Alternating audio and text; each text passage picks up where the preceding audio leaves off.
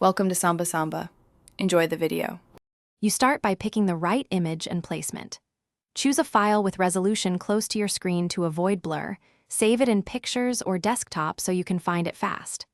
Once done, decide the display mode.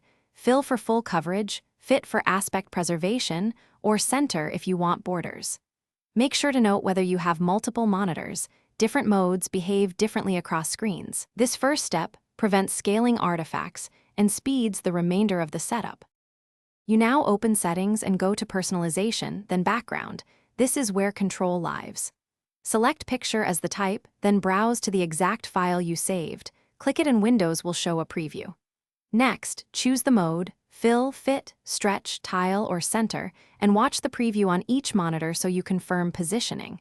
If you want a rotating set, pick Slideshow and set the interval. Take a moment to adjust for readability of desktop icons and taskbar contrast.